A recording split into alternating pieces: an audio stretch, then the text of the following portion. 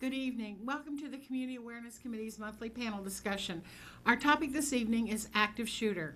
I am Trish Steiner, Chair of the Community Awareness Committee. We are a committee of the Neighborhood Safety Commission. The Neighborhood Safety Commission is comprised of individuals appointed by the chairman and the district commissioner. We welcome and thank you for attending this evening, and we welcome those of you who are watching on Channel 23. Our committee members are Vicki Plunkett, Pearl Roberts, Joel Cope, and Chani Brown. We have file cards available for written questions from the audience. Vicki, Pearl, Joel, Johnny, and I will be available to take your written questions. Please turn your cell phones off or on silence, as your phone will interfere with the broadcasting of this discussion. Thank you. Before we begin our panel discussion this evening, we are going to present a short video entitled Run, Hide, Fight. Our moderator this evening is Kim McCoy, Director of the Victims Witness Unit, Office of the District Attorney. We especially want to thank Kim and our distinguished panel members, who Kim will introduce to you after the video. Thank you.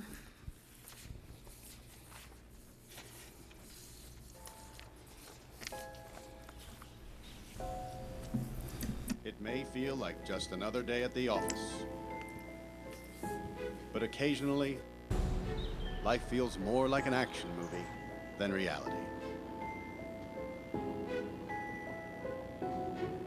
The authorities are working hard to protect you and to protect our public spaces.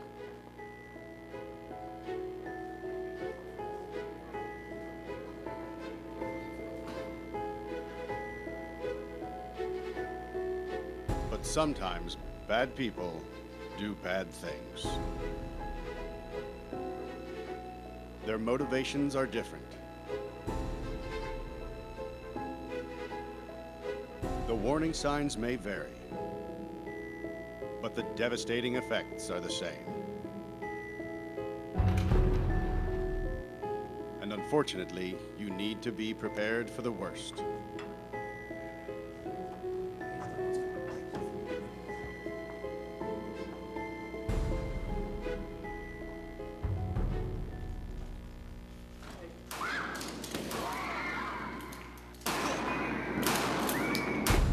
If you were ever to find yourself in the middle of an active shooter event, your survival may depend on whether or not you have a plan. The plan doesn't have to be complicated. There are 3 things you could do that make a difference. Run, hide, fight. First and foremost, if you can get out, do. Always try and escape or evacuate, even when others insist on staying. Encourage others to leave with you, but don't let them slow you down with indecision. Remember what's important, you, not your stuff. Leave your belongings behind and try to find a way to get out safely. Trying to get yourself out of harm's way needs to be your #1 priority. Once you are out of the line of fire, try to prevent others from walking into the danger zone and call 911.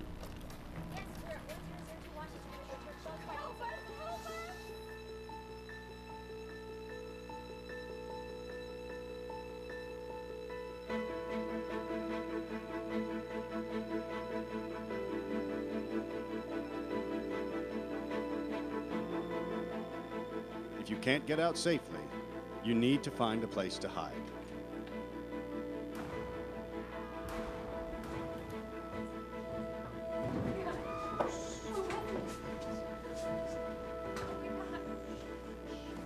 Act quickly and quietly. Try to secure your hiding place the best you can.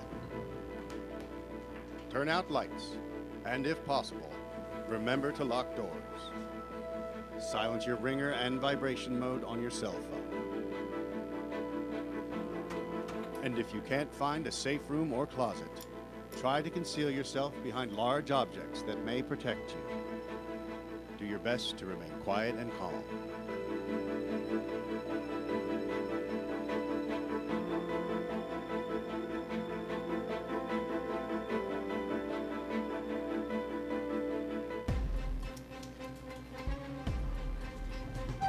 As a last resort, if your life is at risk. Whether you are alone or working together as a group, fight. Act with aggression. Improvise weapons. Disarm him. And commit to taking the shooter down, no matter what.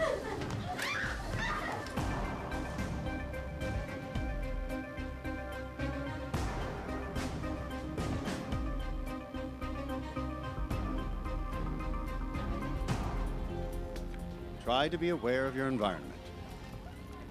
Always have an exit plan. Know that in an incident like this, victims are generally chosen randomly. The event is unpredictable and may evolve quickly. The first responders on the scene are not there to evacuate or tend to the injured. They are well trained and are there to stop the shooter.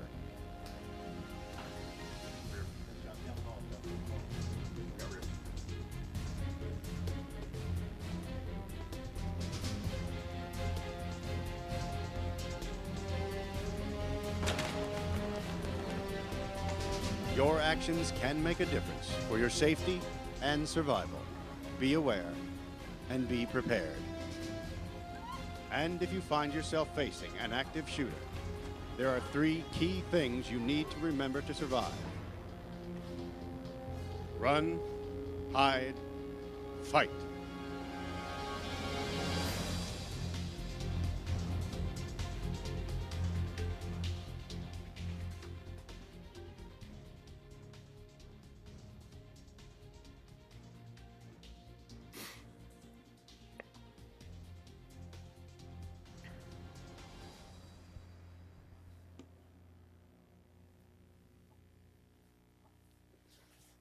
It's a very informational material that was shared with us through the video.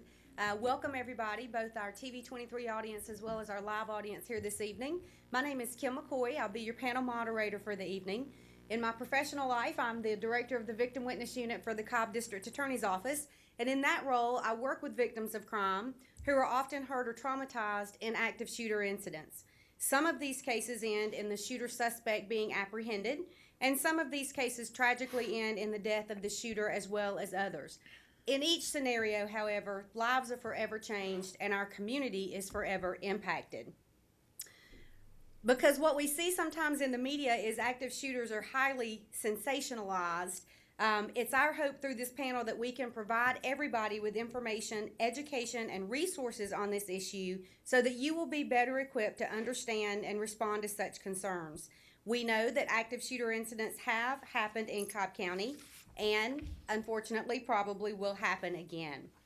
So now that we've been introduced via video, let's introduce our panel members and learn more about this issue from them. Starting from left as you're looking and going across, Larry Green is the current Director of Safety and Security for the Cobb Galleria Center and the Cobb Energy Performing Arts Center. Mr. Green has spent the last 32 years in law enforcement, military, and corporate security. He was with the Orange County Sheriff's Office in Orlando, Florida, where he was responsible for supervising both sworn and civilian staff members and established the largest law enforcement chaplain program in the state of Florida. He is a professional protection specialist and has provided personal security for musical artists and dignitary over the years. Mr. Green has worked hard to give back in the community and has been recognized as Police Officer of the Year from the Central Florida Sertoma Club.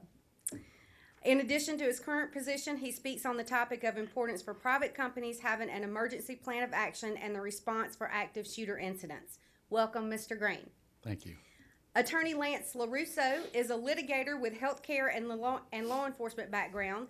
His focus in his practice is on post-complaints, which is peace officer standards and training complaints, critical incident response, personal injury, and wrongful death cases on behalf of injured parties and their families. His undergraduate degree is from Emory with a master's degree from Kennesaw State, graduated with honors from Georgia State University of Law. He also serves as the general counsel to the Georgia State Lodge of the Fraternal Order of Police. Lance formerly was with Cobb County Police for 12 years, also working his way through law school in the police department. He is a post instructor for a variety of issues, including active shooter with law enforcement, and is an advocate for law enforcement with media outlets both in national and local TV and radio. He also has a blog, which I'm sure you'll tell us about later as a resource. And then next, welcome, Lance. Thank And you then for having me. next is Precinct Commander Jeff Adcock, who is currently assigned to Precinct 2 with Cobb County Police. Jeff has been with Cobb Police for 22 years. He's a member of the SWAT team and has worked in both uniform and training. He teaches active shooter for the police department and has done so since 1999. Most recently, he was also the incident commander on the recent FedEx shooting that occurred here in Cobb County. And Jeff is a prior panel member, so thank you for being back with us and for your participation with our panel.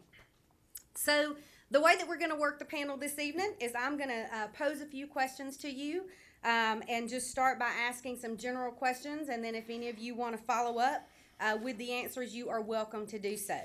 So we have kind of a business perspective, an advocate perspective, not legal advice, but community police advocate type perspective, and then a first responder and law enforcement perspective. So from each of your perspectives, and they may be different or they may be similar, tell us exactly what does active shooter mean. We'll start with Mr. Green.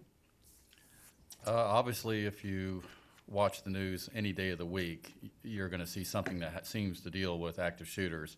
My role in this, the active shooter program we have with the Cobb County Neighborhood Committee, is basically putting the word out to corporate business about how important it is to have a plan,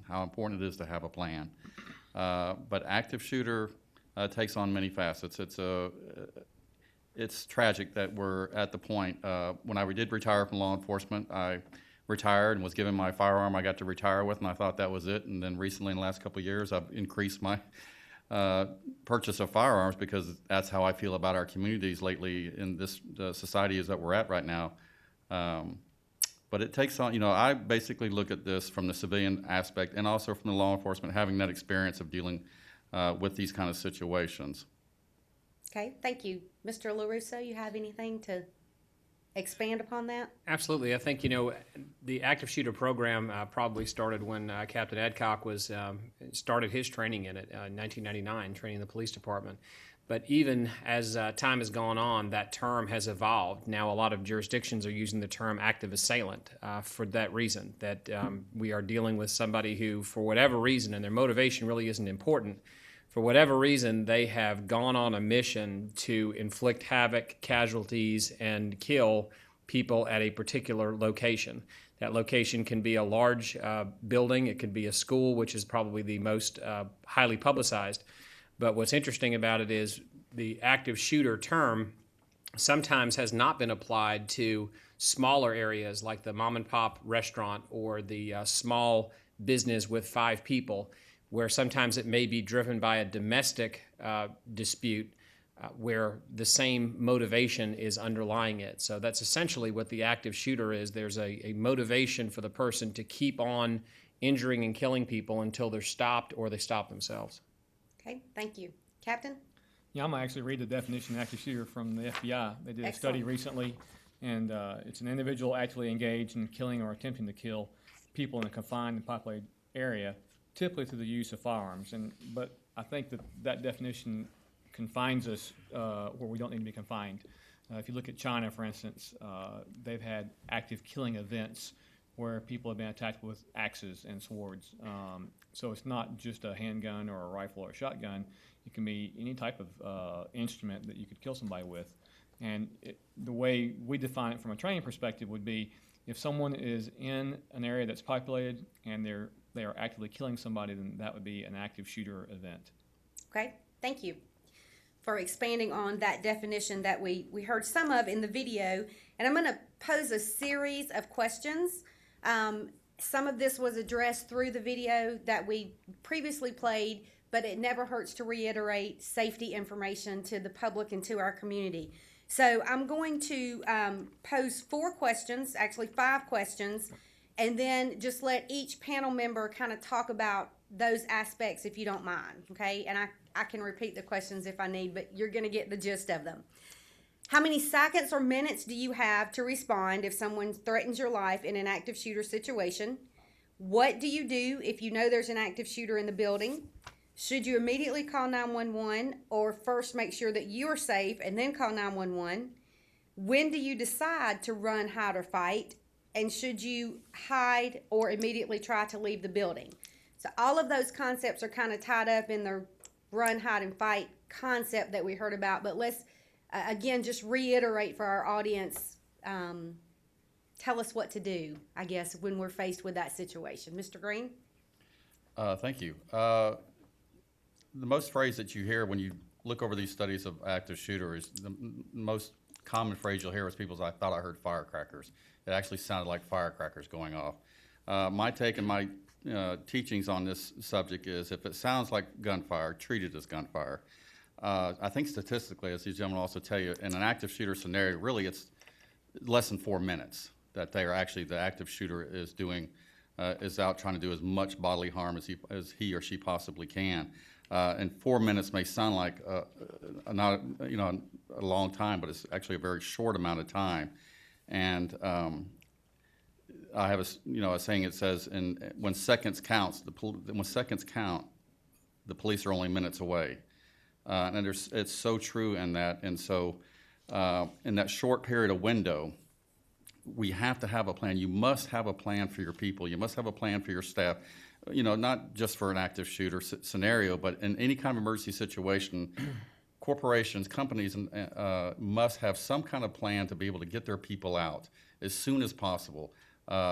And that run, hide, fight video is probably one of the most excellent videos that's out there right now teaching active shooter. It really nails it right on the point of exactly, you have those choices, and that's literally it. When that situation occurs, you have that choice. You're going to run, you're going to hide, or you're going to fight. And FBI just did a statistic they put out in March of 2014 basically saying that in some of the scenarios that they broke down every single scenario since 2000 of these active shooters scenarios. And the people who actually ran to a room but didn't lock it, there were more injuries obviously in that. And when the folks went in behind doors and barricaded, the worst that the scenario that would happen was there were shots through the door. So just taking those short little actions can save lives tremendously. But again, as a company, we must have some kind of plan established. Thank you. I hope I answered your questions. No, absolutely. I think as much as we can expand on Right. the issues is great for our audience. Mr. LaRusso, do you have anything to share? Absolutely. When Larry was talking about 4 minutes, and that statistic has been around for a while, to give people an idea, I'll give you two examples. A video is 7 minutes. And when you're watching a TV show, and when you start to get to a point where you're saying, are we watching TV shows or am I watching commercials? You're probably about 3. So when you start talking about the first aspect of running, there's a lot of videos you can find on the internet about people who are in public places. And think about where you're going to be when this happens. You'll be at a mall or a theater, or we've seen tragically at both. People standing there and using the active shooter not as an example. You can find videos of people watching a fire in a public building, watching the smoke build up and say, wow, that looks kind of bad.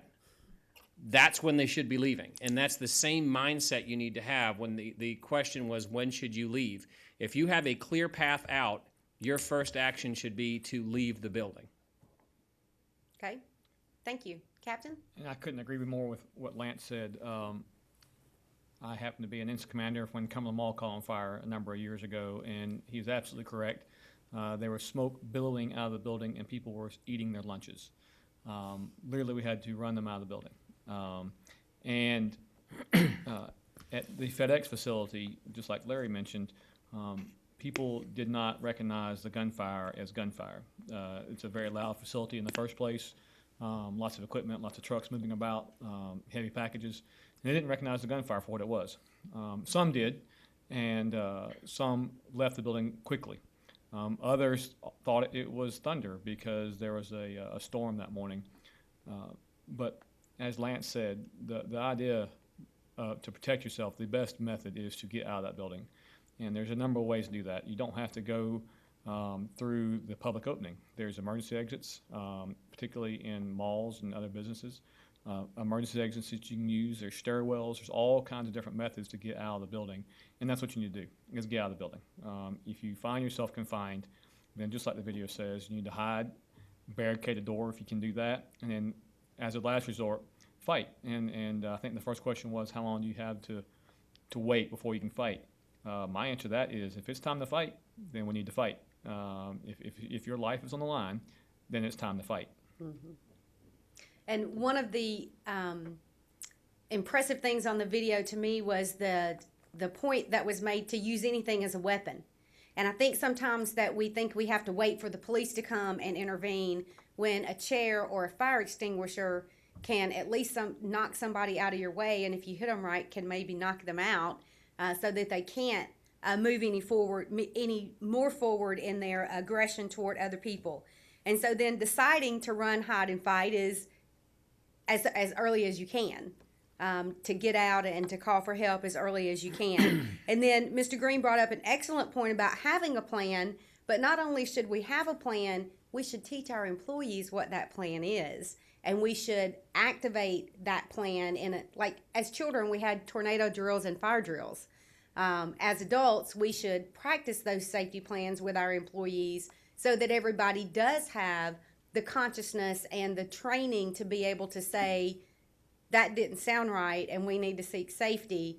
I think sometimes we might take it for granted that everybody knows what the policy is, when sometimes people don't know what that is. So thank you all for sharing that information in such a, answering all of those questions in such a succinct nature. And I think, Captain, you have something you want to add to that? Yeah, the plan that Larry spoke about, if you listen to 911 calls from FedEx, there was a number of them, of course. And I remember one in particular, I have it on recording in my office, and the lady who's calling is in absolute panic.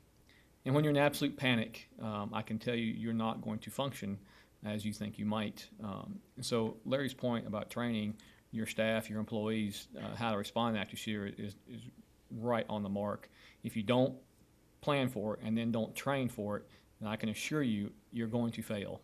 And in this scenario, if you fail, the likelihood of winding up dead is a very real possibility. Right. Okay, thank you. So the next question I think each of you can give from your different perspectives and different experiences. If you think someone in your office or in a public area is acting strange, should you tell someone, and who should you tell? So we'll start again with Mr. Green and go. I picked the wrong seat. I'll start from the next side. No, that's great. Absolutely right. I mean, again, I kind of, and the reason why I read the March 2014 FBI statistics report today, and they really hit on that a lot about people coming forward, and you know, you just can't take for granted what people say anymore. Most of these active shooters, when they occur, it's usually two things that drive them. It's anger or revenge. It's one of those two things. It's something that's going to fit those two categories. So again, I'm only speaking from the corporate side.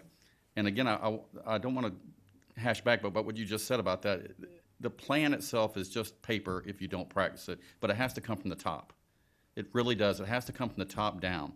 But again, back when you were talking about what we were just talking about, again, with these phrases, when you have employees nowadays and they may come back and they say, I just feel like sometimes I just feel like I just really want to kill this person. They really make me mad to the point that they've angered me so much I really just want to kill this person. Don't take it lightly. No more. Do not take it lightly. Tell somebody. Tell a manager. Tell your human resource contact person. But relay the message. Pass it on as quickly as possible. I can't tell you how important that is, that we just can't take it for granted anymore when people make these kind of comments, because on the average, what these shootings resolve from, especially in corporate, is 2 to 3 years sometimes that people may be terminated, may be laid off from a job. You don't know. And that during those 2 to 3 years, that time builds up and it just gets more and more angry, and they start looking to point fingers at somebody. So again, it's just, I cannot express this enough, is I teach our employees all the time that you have to be, and you're not snitching. It's nothing like that. You know, human resource departments nowadays are trained more on this subject than ever before. There's ways to handle these matters in a professional manner, but at least follow up with it. At least have someone needs to go talk to that employee and just break it down and find out what really the situation is. But you must report it. I think Larry did a great job of covering from the in-house, so if I can, I'll kind of talk about just the person on the street. Part of the problem is we get ourselves into tunnel vision, thinking of what an active shooter should look like, how they're going to be dressed, that they always walk in carrying a long gun like this fellow did in the video, or that they're crazy. The first thing you have to realize is even if somebody's driven by a compulsional delusion, it doesn't mean they're not smart, and it doesn't mean they're not calculating. What we need to understand is that time and time again, people, when you interview them after an event like this, say, I knew I should have done something, but I knew something wasn't right, but I didn't know who to tell, or I didn't want to be the person who spoke out. I bet you I could take everybody in this audience, and I know personally when I'm in a mall, I'm lost, so I just look weird in a mall anyway. But when you have people walking around a mall, when you have people in a theater, there's a certain way that people act. There's a certain task that they're focused on. If they're at the theater, they're getting their popcorn. If they're at the mall, they're going to a store. If they're at the gas station, you know that they're pumping gas or they're going in to get something. If you see somebody acting in a manner that's outside the normal realm that you are used to seeing, you need to trust yourself. And maybe that's the time to call 911 and say, you know, this person's acting strangely, or say to someone, you know, Larry works a lot with private security, and you need to trust the private security that's around you and say, that person's just kind of acting a little off. I wanted to make you aware of it. And quite frankly, and if you believe that they're up to no good, or you believe there's a problem, that's the time to walk out. Okay? Absolutely. You need to report whatever you believe to be unusual conduct of your fellow employee, it could be your boss, to a representative, a senior representative of the company that you work for, and that may be HR. I know there's policies and methods to do that throughout different agencies.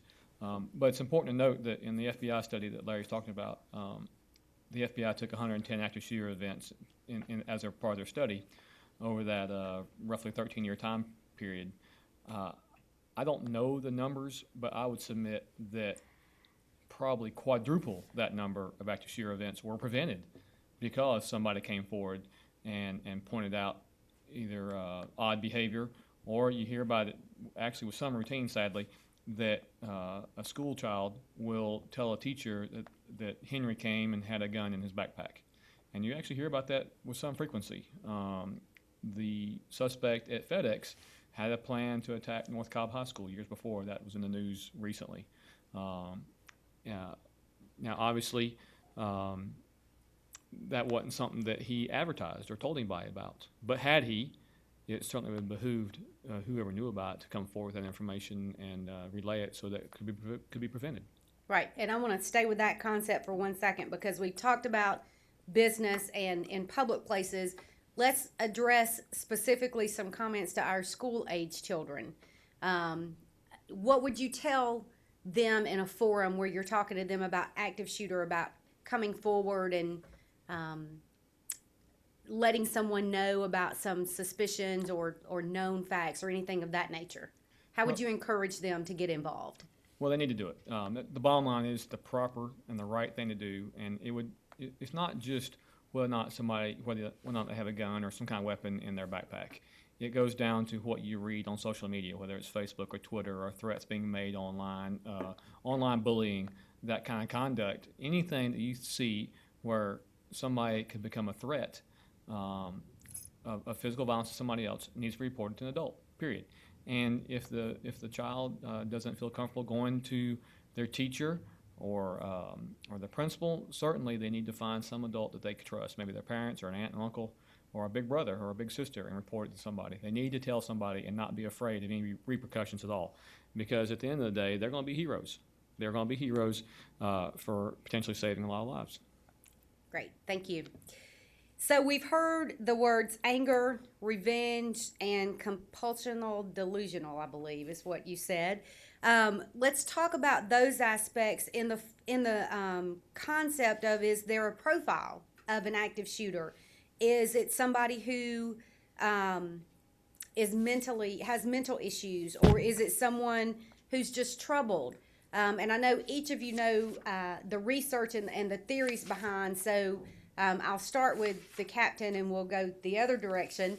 And you can tell us what the research says, and then what you've seen from your own experiences as to whether or not there is a profile or what to look for with active shooter.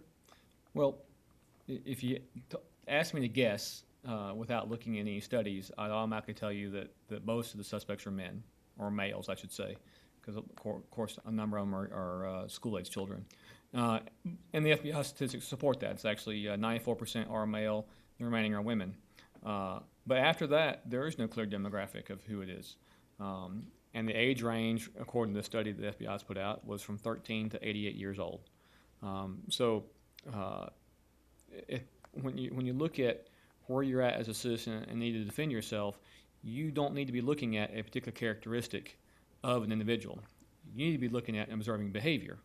I think Lance mentioned that earlier. Behavior is the telltale sign of whether or not there's going to be a problem. And it's just like when I was in the previous panel about neighborhood safety, it boils down to paying attention to what's going on around you and reacting based on that. Do not hesitate on what you see. Call 911, escape, run, fight, hide, whatever you need to do to protect yourself and your family. And it goes down to observations of behavior, not a specific characteristic, because if you have a specific characteristic, you might be wrong. And in this case, again, if you're wrong, it may not turn out so well for you. Thank you. You know, the only thing that I'd add is, again, the profiling always causes a problem, because now we're looking for a certain type of person who could be an assailant. I'll throw this out, and I talked about it to begin with. The term is actually evolving now to an active assailant, because so many people who are involved in these attacks are using improvised explosive devices, or IEDs. And everybody says, well, that's got to be something new. Well, if we go back to the Columbine shooting, that's one of the real hectic things for law enforcement when they responded, was they had set off one of these devices. And the officers went into the school, and all of the smoke alarms and fire alarms were all going off. Sometimes there were, I believe there were some sprinklers going off as well. So I think that what we need to look at, as Jeff said, is the behavior of any one given person, and kind of on one end of the spectrum, but then on the other end of the spectrum, as Larry was talking about, looking for those cues that gives you an idea that somebody may be having a problem and heading in that direction. Thank you. Mr. Green, you have anything you want to expand upon that? I think Lance hit around the head. Also, when I think back, most people probably think back of the active shooters, they automatically think of Columbine, for those of us that were around during that time. And you think of the black long jackets, the gothic look and things like that. And it's just not the case. I think it's so important that it's more about that mental status of what somebody is at that time. If you're at work and you notice that someone suddenly starts doing a 180 change in their demeanor, their personality's changed, they suddenly start seeming like they're just more angry, they're just more upset. No matter what they do, they keep complaining about everything that's going on in their life. Those are the kind of things you want to pay attention to. I don't think in the reports that we were talking about, there's one thing you can actually just look at and go, well, that's absolutely an active shooter.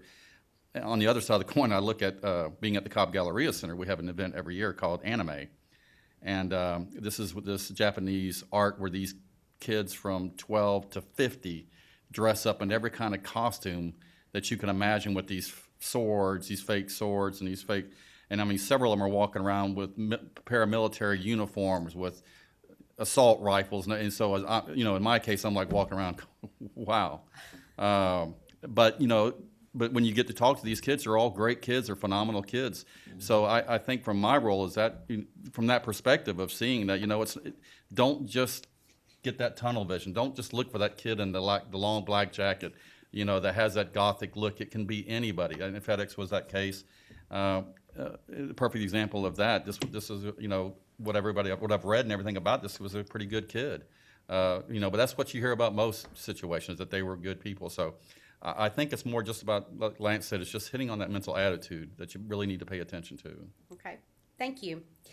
So each of you in some aspect do training on active shooter or active assailant incidents.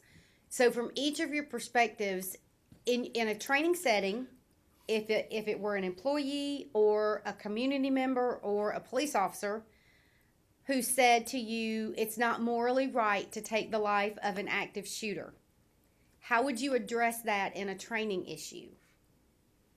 And Lance, I'm going to start with you this time. Sure. It is near and dear to my heart, and I understand that people wrestle with that. I actually wrote a book on officer-involved shootings. It's called When Cops Kill. I'm not plugging it. All the profits go to law enforcement charities, so hopefully everybody buys it, but the money's not going to me. But one of the things that I did in that book is I interviewed officers who were shot in the line of duty and officers who had taken a life. And 15, 20 years later, and even officers I interviewed 40 years after a shooting, they were still conflicted about the fact that they had to take a life. Then that's where Jeff will tell you the training takes over, and that's where he talked about a person being panicked. You have to commit yourself that you're going to do what you have to do to survive. And it doesn't take a lot of brute strength. In the video, we see the guy holding the fire extinguisher ready to hit somebody in the head with it. It takes thinking ahead. Shooting somebody in the face with a fire extinguisher, just that white powder is going to blind them. It's going to give you an edge to protect yourself. So I think that everybody has to reach inside themselves, and certainly people's religious views may affect this. I've found law enforcement officers to be very, very moral and very deeply religious people.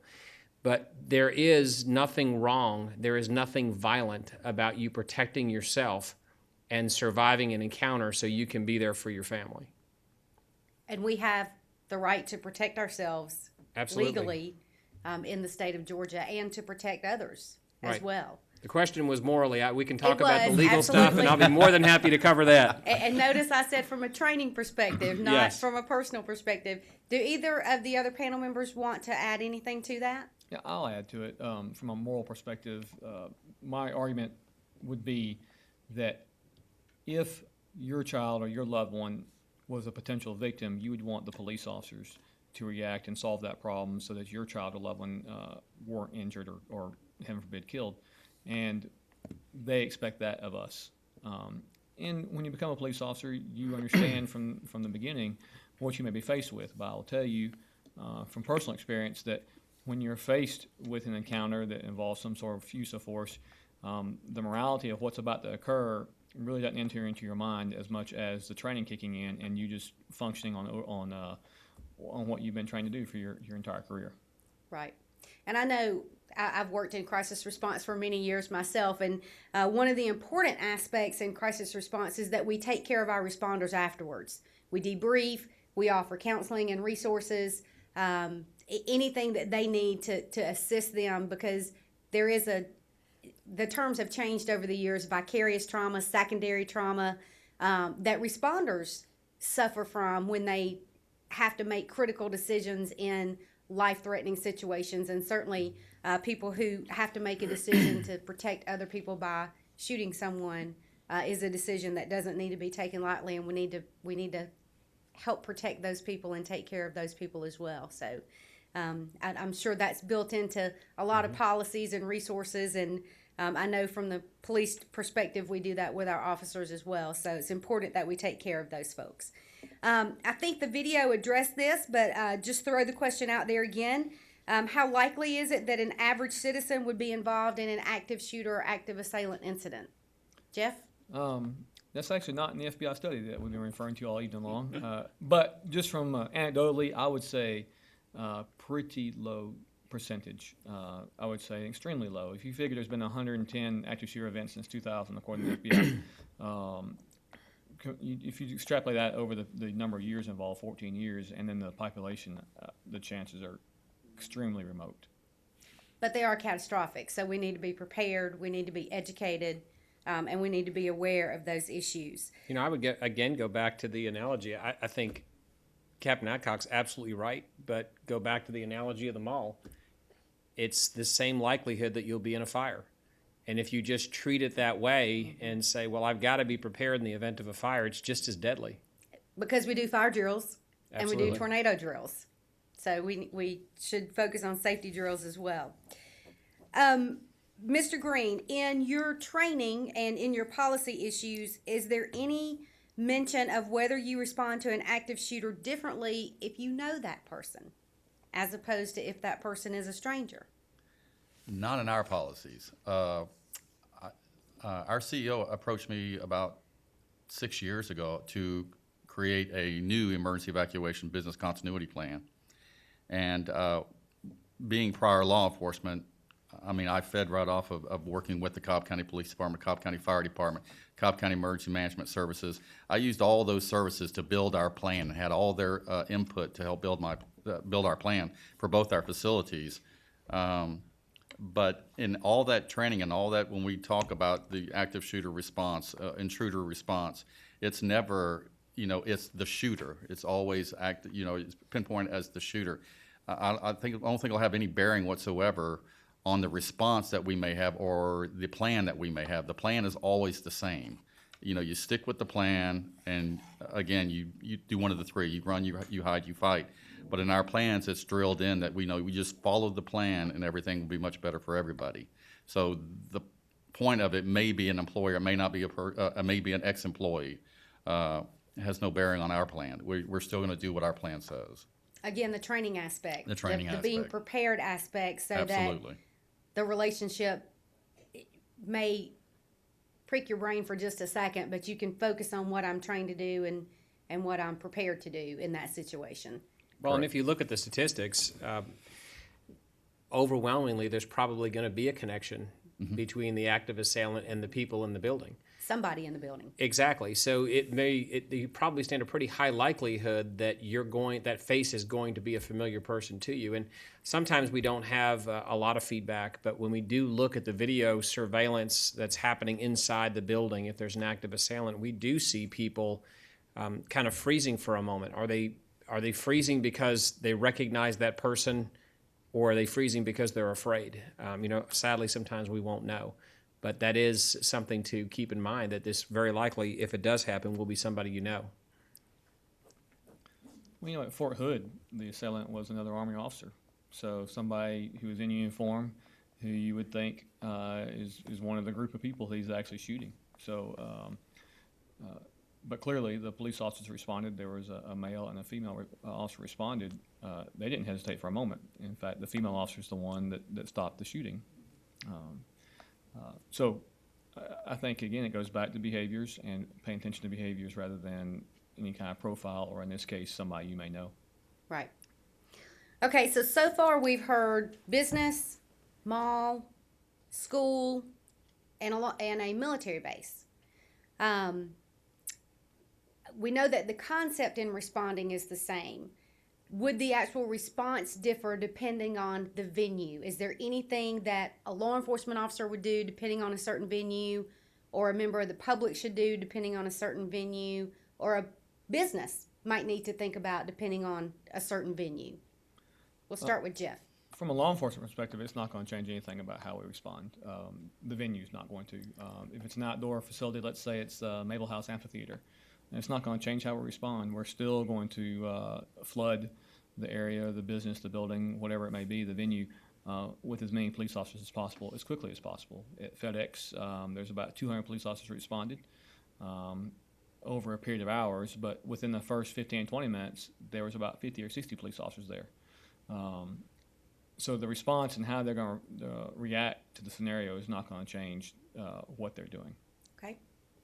Lance? The only thing I would add to that, that's from the law enforcement perspective. From the citizen perspective, the biggest problem you're going to have is an area that you've been in and you never thought where an exit would be. A lot of people go, I just use the airport, for example. We keep talking about malls. No one's going to want to go shopping. We'll talk about the airport. People, again, focused on their mission. They're getting through security. If something were to happen there, how many people have actually stopped for a minute, especially when you're standing on line for a long period, and looked at where the fire exits are? It's pretty neat. They put these big signs over that say exit, and they even light them. But most people, if you ask them after they leave a room, where are the fire exits, they'll, well, I never even thought of that.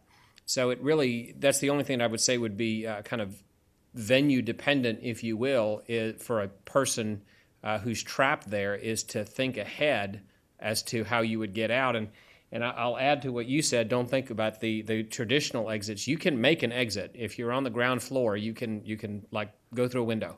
You can break a window out and go through it. The building will be fine with that. Mr. Green, anything you want to add to that? No, that's been thinking about what everybody's been saying. It's a great question, actually. From my perspective, I mean, our officers, our security officers, we train as much as possible, and we deal with different scenarios because as the Cobb Performing Arts Center is, we may have a rock concert in there, and we may have the ballet in there. Given those two different groups of obviously, if you have an emergency evacuation, you're obviously going to treat it a little bit different. It's a little bit different moving ballet folks compared to your typical rock or country concert that we get in there. And of course, you've got people who are intoxicated, who've been drinking, these kind of things, and how you move those folks around. But you know, coming from a law enforcement background, you know, that's one of the first things I've always done is from that training is that wherever I'm at, I'm always looking to see where the where's the exits at. I always want to know, make sure where all the exits at. And I train our staff officers all the time that whatever scenario, whether it's the convention center, we have a large corporate executive convention going on, I want those officers always thinking, if something were to happen right here, right now, how am I going to evacuate these people? And, you know, and when I'm walking around making my rounds, I'm always asking the security officers that's working those events, like if something were to happen over in this side of the theater, how are you going to get everybody out? So we're always thinking that mindset, what, you know, how to get the people out the quickest, the safest way. Okay, thank you. I want to take just a second to remind our live audience that we do take questions from the audience. If you have anything you'd like to add, just hold your hand up and we'll collect your card and factor those questions in. The next few questions are very pointed to some specific information. So I'm just going to take one of you at a time to answer those. Certainly if you have something you want to add, that's fine.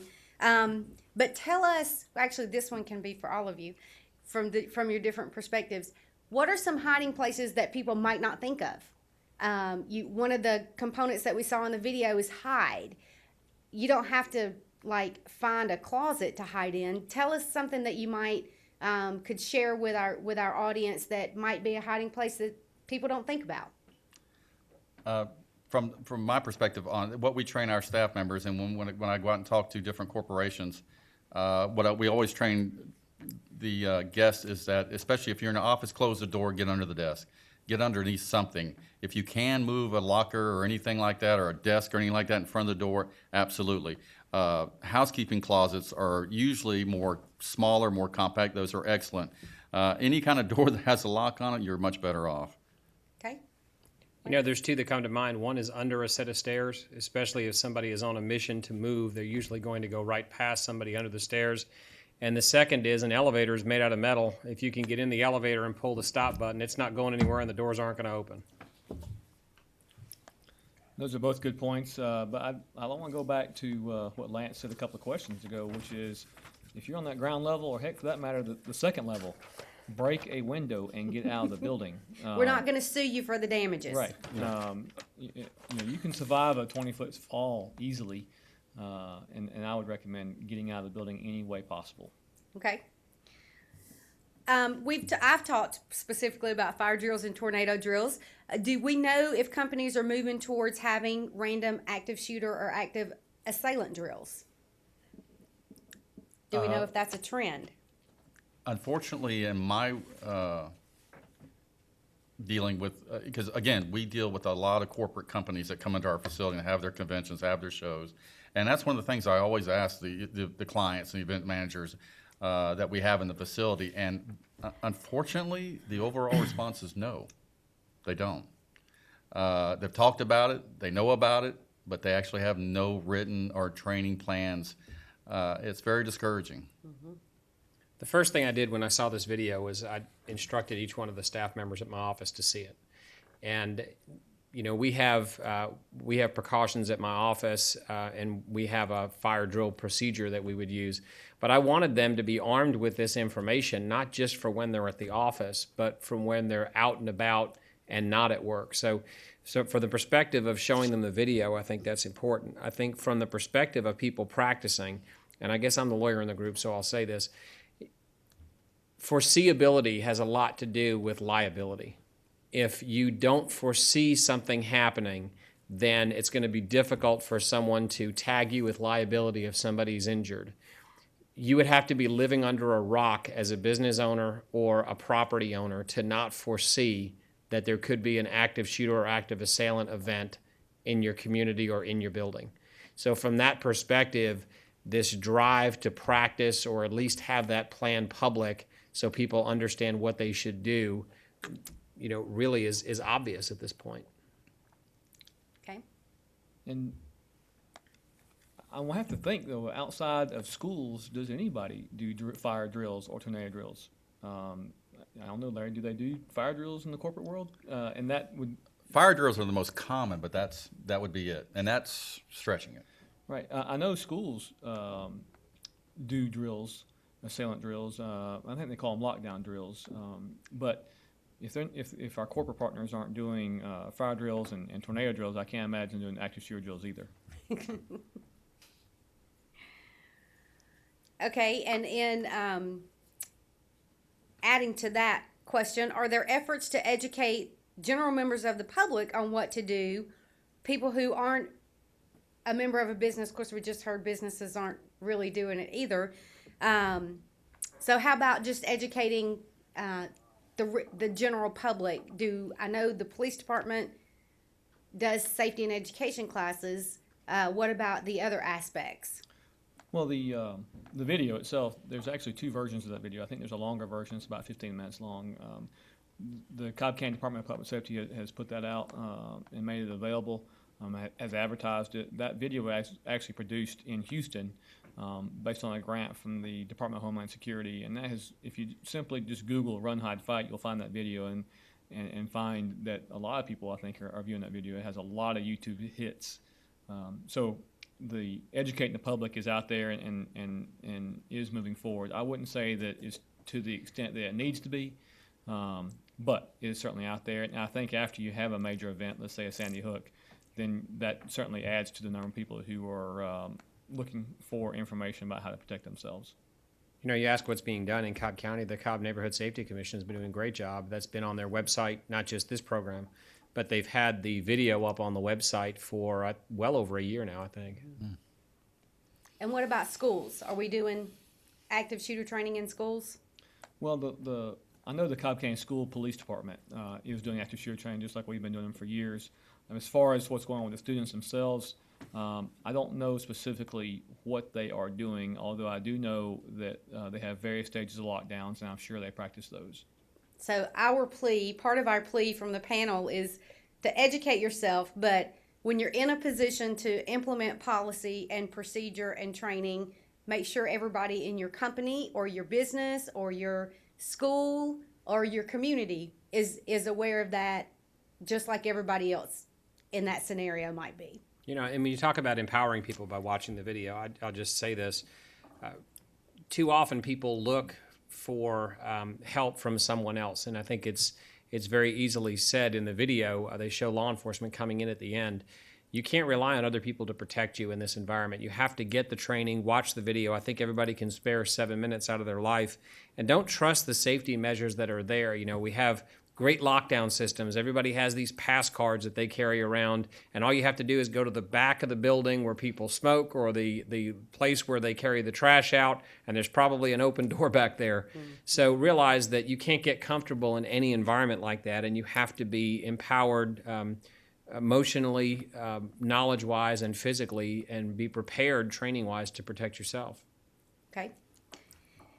Okay, so next question. This is kind of a scenario. Somebody's part of a group of friends or family, and one individual is confident they can make it to safety and call for help for the other people. Do you recommend that? And then to follow up with that, should we encourage people to have a point of congregating after that situation? Well, the one thing I don't like about the video is that when they escaped from the building, they stayed near the building and, in fact, got into an area around a dumpster where there's no means of escape. They boxed themselves in. So I think the answer to the question is if someone thinks they can get out and get help, then absolutely they need to do that. I would say, again, I've said it a couple times, if you think you can get out of the building, you need to get out of the building. As far as a point to meet, at FedEx, it just happened to work out that they all met in the employee parking lot as we were arriving, simply because that was the method they got into the building every day. And it goes back to what we've all mentioned is the normal way that you get out of the building does not necessarily need to be the way that you leave in this event, whether it's breaking a window or going out a fire exit or some other method. I would even recommend going out someplace opposite than the way you came in, someplace opposite than the main entrance to the building. Okay. You know, the point of congregating is always important. At some point, we're going to have to figure out who's gotten out of the building. You know, for my office, I'll give you an example. There's a covered area that's about 200 yards away from our building. You know, you kind of, we say run, and then they run, and I have the same problem with that. You know, they're sitting 50 feet from the building. If I'm going to run out of a building, I'm going to keep running until I'm out of run. So, you know, a couple hundred yards away is probably a good thing, and to make sure that those responding vehicles can get in, there's a lot of chaos is going to be going on there, and staying out of the way of emergency vehicles is important. Okay. Do you recommend that a citizen trapped in an active shooter situation try to confront the shooter? And is that a good idea or not? Well, I think that if you are in a scenario where your life's in danger, and it may not be an active shooter situation, maybe your house, if someone breaks into your house, then first of all, you have every legal right to defend yourself, and secondly, you should defend yourself with any means necessary, using whatever weapon that you might be able to find. We teach our police officers, and I know Lance would agree with me on this, if you're in a fight for your life on the side of the road, and you have all these weapons available to you on your gun belt, but you can't get to them, and there happens to be a brick laying beside you, use the brick as your weapon. Use whatever means necessary to defend yourself. And I guess the problem is that the vast majority of people, of citizens, are not prepared to react to a lethal force encounter. They don't know how to do it because they're not trained for it, one, but most importantly, they're not expecting it, and they don't have the mindset for it. And when you get into that scenario where you're not prepared to defend yourself, the chances of you surviving that encounter are slim. And Mr. Green, aside from defending yourself, if you, let's say an employee knew the shooter, what would be the direction as to whether or not to confront that person to try to calm them down or dissuade them from their actions? Well, going with the active shooter scenario, you must remember that the goal of the shooter, the number one goal, is do as much damage as quickly and as fast as possible. I would never encourage any employees to do anything like that. My thing would be to them is let's get as many of our people out of here as possible. Let's get as many of our guests as people. That's the number one priority, is safety first. Because in most of these case scenarios of these active shooters, there's no talking to these people. They already have a mindset that they want to do as much damage as quickly as possible.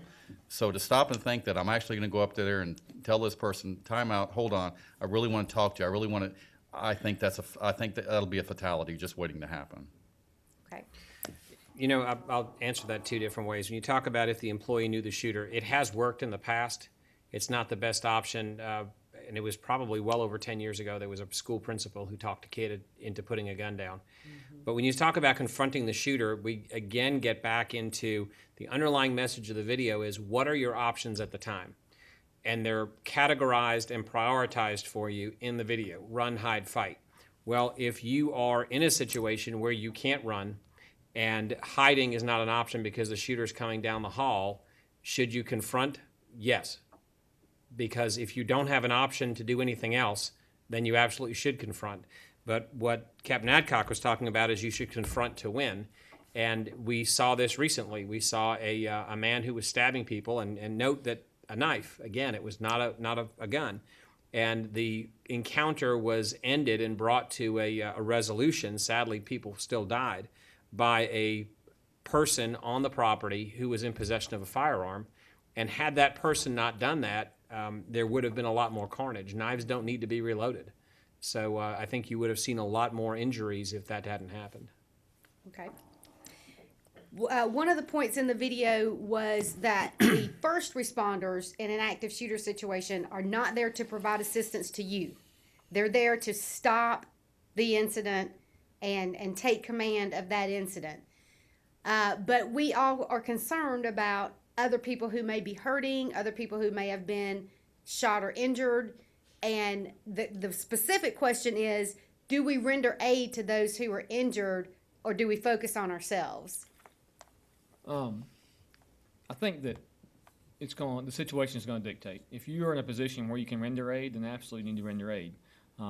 If you are comfortable taking personal risk, and if I'm in that scenario, I'm going to take the risk to try to save someone and provide aid to them, then do that. That's a decision that you're going to have to make at the event, at the time of the event. And it's something you need to think about now, not when the event is occurring. Right. Plan and prepare. Plan and prepare, plan and prepare. You know, the question really gets down to the reason why these situations are so scary. Because they make us lose control. Mm-hmm. If we had somebody in our cafeteria who was having chest pains and passed out, nobody would think twice about doing CPR or getting a defibrillator and helping them. But that just hits the nail on the head, that people are wondering, what do I do if I'm caught between, do I stop the bleeding for this person I've worked with for the past 10 years, or do I run? And maybe that's the motivation that somebody watching is going to need to make sure that they prepare in their minds and have a plan before they're faced with something like that. Absolutely. You hit really good on a point on the video, which is actually exactly right on that. In my law enforcement days back in the 80s and 90s, before Columbine and all that, we were taught, as the captain was making comments about, we were taught, set up a perimeter, wait for SWAT. Mm-hmm. That's all completely changed now. Law enforcement now, I think most of them that I've read about and seen and talked to these officers, now it's more, if you get 2 or more officers together, it's immediately go in, get the shooter. Yes, they're going to walk past the injured. Yes, they're going to just make a dead straight line right to the shooter, because that's the number one priority, is to stop the shooting. So I think that's pretty much generic for most law enforcement agencies nowadays. Okay. Let's talk about our love of technology. Most of us have smartphones or some electronic form of communication that we carry with us 24/7. Can those types of instruments be a hindrance or a help, or both, in an active shooter situation, and how?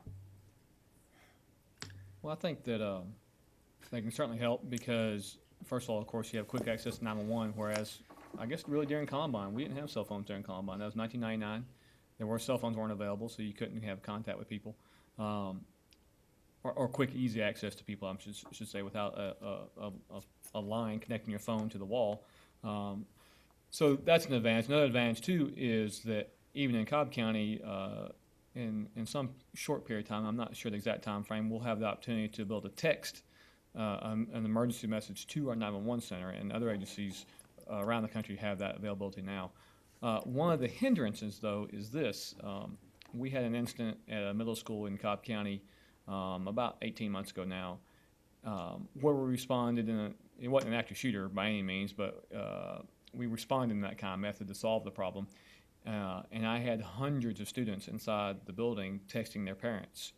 And what they were texting, in many cases, was far from the truth of what was occurring, and it created a situation where we had mass panic, not among the students who were inside the building, but of the parents who were outside the building. So from a law enforcement perspective, it created a real problem for me, and I had no method of solving it because, of course, I couldn't turn the cell phones off for those students. Now, in FedEx, we had employees who were a number of employees calling us, of course, on their cell phones. And as a result, very quickly, within seconds, we knew who we were looking for. We fairly well knew what he was armed with. We knew about the IEDs inside the building, and we had a good idea of where he was at. And we knew that within the first minute or two of the initial dispatches. So it's a double-edged sword, and I'm going to go with I prefer to have the additional information, and I'll deal with the problems it produces later on. Just be smart about the information. Right. Yeah, so far as hindering, I see people on videos, you can see law enforcement officers in a confrontation and people standing there. I guess these things are bulletproof. I haven't figured out how, but everybody's standing there watching to see if they can hide behind it. And I think that becomes an issue. We've gotten so focused on something's going on, I don't know what it is, but I better get some video of it. There are tremendous tools, and specifically for the people that are hiding, I think it's tremendously important for them to realize, first of all, know how to silence your phone, and second, to be able to contact the 911 operators and let them know where you are.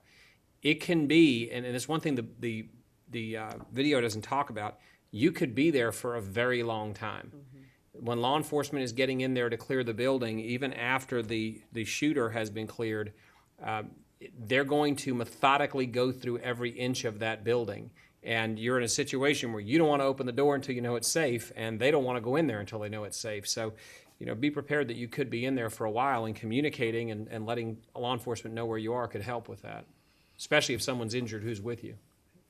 Absolutely. Thank you. Good and bad come along with our love of technology in a lot of instances. So if we find ourselves involved in an active shooter situation, are there actions that we can take that will make the situation worse?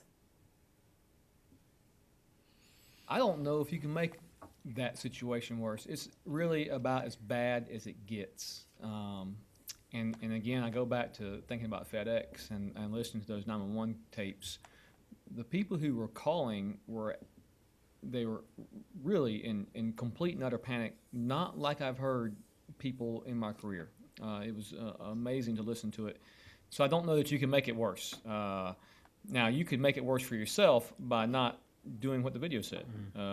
That's how you can make it worse for yourself. But as far as the event itself, I don't think you can make it any worse. Okay. Either of you want to add anything to that? No, I think that's Okay. right on the money. Okay. Okay, so part of the goal of our panel discussions is education, information, but we also want to leave people with resources. So there are two aspects of this that I want each of you to take a second to talk about. One of those is if I'm a victim in an active shooter situation, where do I seek help afterwards for trauma recovery, critical incident recovery from a professional standpoint, that perspective. So from a victim services or victim help perspective. And then secondarily, other than the video, which by the way is on the FBI website, what other resources are there out there just for general information and education for our community at large? So Larry, we'll start with you on this one. We just hit it on the last question about technology. If you just Google active shooter resources, you would be surprised how many pages of resources will come up. But as we've all three said before, if companies just at least just show this video out there, it will make a difference. It will definitely make a difference. As far as resources, born and raised in Central Florida, and having the pleasure of moving up to Cobb County living up here in the last 7 years, and again, I've traveled a lot doing musical groups and touring around the country and being able to see different things. Cobb County has some unbelievable, great assistance for these kind of situations. They're really, really excellent at that. Yeah. And most of your employers will also have assistance with these kind of traumatic situations to help the employees get through those situations. And most other businesses do as well. Through Absolutely. Employee assistance programs. Correct. At a minimum. At a minimum. As well as referrals to private counselors and support groups and things of that nature. Lance, what about you? When we talk about victims of these things, everybody who's touched by it is a victim. Absolutely. And one of the victims that people, I don't want to say they neglect, but they don't think about it in this, is the law enforcement officers who are going in the building, and it fights every instinct they have to walk past or run past wounded people to go find a perpetrator. And I would just, if there's any law enforcement officers watching, just remember that a couple of years ago, actually this past legislative session, the Georgia legislature passed a peer counseling privilege. So if they go through a situation like that, they can consult with a peer counselor, and what they say to that peer counselor cannot be brought into a court.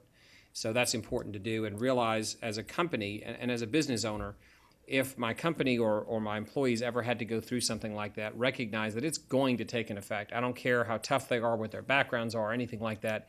it's going to have effect, and they're going to need time to decompress, and they're going to need professional help. And so far as other resources, I think that what we overlook is everybody has a different plan. And I've talked to many people over the past several years, and a lot of friends who are former law enforcement officers, former military, who never thought about carrying a firearm, but now they do. And if they're going to carry a firearm, they should get a great deal of training in not only what they should do to address this, but also how is law enforcement going to respond? How are they going to react when they see the first law enforcement officer coming in the door? Even off-duty law enforcement officers who are involved in fighting with the perpetrator, what should their response be when the uniforms come in?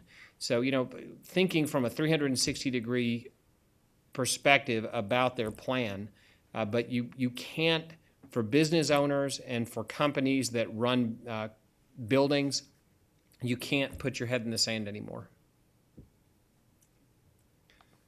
There's a number of various organizations to provide assistance to people who are involved in active shooter events, and the FBI has an organization called the Critical Incident Response Group, and they actually responded to FedEx, and those people are specifically tasked with taking care of victims. And in an active shooter event, the FBI is going to be there most of the time. They do it separate from the investigation side of the house. And they not only do they deal with the people who are actually shot or injured, they deal with other people who are not injured at all. Now, of course, they might be psychologically injured, but they have a vast amount of resources that they can use to assist people. And, of course, our DA's office has a victim witnessing will certainly help people out as well. Okay, so continuing the discussion about resources for small businesses in our community who are interested in establishing a plan and a policy, are there agencies or resources that they can call for assistance in providing that service to their business? Or like a homeowners association? Well, of course, anybody from the police department would be more than happy to help a business or a HOA out in providing information. We're not going to help you write your policy, but we will certainly give you some information, some background, some basic training about what you need to do. And of course, the training is going to involve this video. Absolutely. Okay, so I want to just take a second, and the live audience knows the format of this room. The TV audience at some point has probably been inside this room, so we know that there's a front where the panel members are sitting, and then behind me and opposite the panel members is the audience, and then there are exit doors that lead out to the square and the parking deck. What's our first course of action if somebody bursts through that door shooting? Well, I know what I'm going to do. I'm going to hide behind Jeff. That's what I'm going to do. I'm going to get my body armor facing that way. Okay. For but- those of us without body armor. Right. If someone came through that door right now shooting, your only option at this stage is to fight. That's all you got. Because if you hide behind this desk here, this desk here is going to probably protect you from the gunfire up until the point that he gets up on stage. So your only option at this stage is to fight. And there's plenty of tools in here to use. I'm sure there's a fire. I see a fire extinguisher over there. I see chairs. There's plenty of tools to use. Lance has got some cowboy boots on. We can use those. We all have pins. Right. If somebody gets close enough. Lance, anything to add to that? No, I think that's a great situation, and I think it's a great situational awareness issue. Sometimes you are in an area and an environment, as I talked about before, where you just don't have as many options. Anything to add to that? I mean, yeah, I would be right behind the captain, I promise you that, after I grab my bride. That's a great question. It's a great scenario because looking over the room, and as I mentioned before, I'm always analyzing the rooms of wherever I'm at at all times, trying to figure out if something were to happen, how exactly am I going to get out? But if they actually came through those front glass doors, really this wood protection and hoping the captain's a great shot would take care of the situation. And I asked that question because the video encourages us to run, hide, or fight. And as we've talked about, many of you have stated you have to be prepared to make that decision and what's the best decision for you. And in doing that, you have to know your surroundings. And if you can't get to an exit, then you have to know what your next option is. So just to reiterate, everything that we've talked about tonight. I appreciate you indulging me But and one throwing point on that that, to you. Brad, I'd like to end on that is remember this, is that getting shot doesn't mean it's over. Right. It doesn't mean it's over. When the FBI did statistics studies several years ago of law enforcement officers that were shot and survived the shooting, the one common thread that they had is how they survived the shooting is they got angry.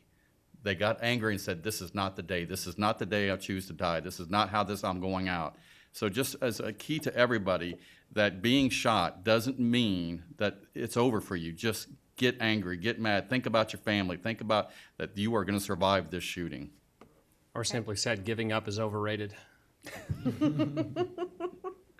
Never, ever, Lawyer. ever give up. Okay, great. So we are getting close to wrapping up. So I warned you guys I was going to ask you to give some final thoughts and comments. Before you do that, I want to just take an opportunity. Thank you for letting me be your panel moderator. I always enjoy participating and learn a great deal of information. And thank you to the Neighborhood Safety Commission for continuing to sponsor these educational panels for us. So I'm going to turn it back to the panel one more time and ask if each of you have any last thoughts that you want to share before we wrap our session up tonight. Okay, I'll go first. On my perspective, it's all about having that plan. I cannot stress enough for all those companies out there that's in Cobb County and wherever, is you must have a plan. And it must come from the top, and it must be practiced. And get your employees involved in that training, because you must practice what you preach. And the chances of survival just greatly increase if you have a plan and you practice that plan. I'll just tell, if we look at now versus 20 years ago, in 1994, if you were trying to find information about how you would respond to an active shooter, what should you do in a business, you'd find virtually nothing.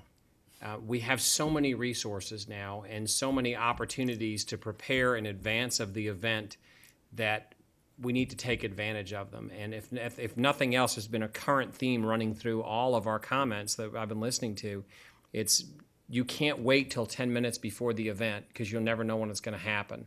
So taking a few minutes now could mean the difference between you surviving or not coming home.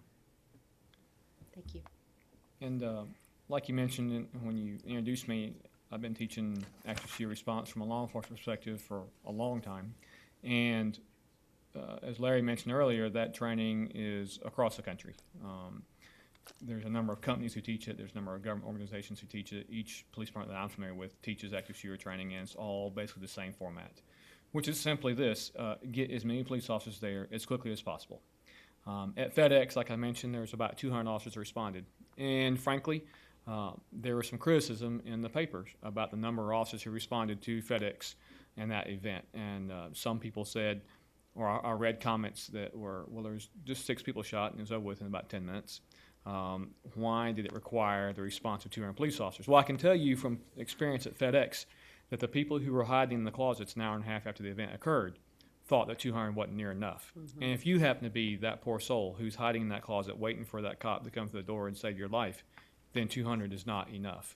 500 wouldn't be enough if you're not there and fast enough. And if it's your loved one who is also in danger, then 1,000 is not enough. So be prepared when there's an event like this for us to shut down an area of town and respond with huge resources, with military-style equipment such as our Bearcats and our body-armored SWAT team members, because that's what it's going to take to solve this problem. Great, thank you. So personally, I want to thank each of our panel members for being with us this evening.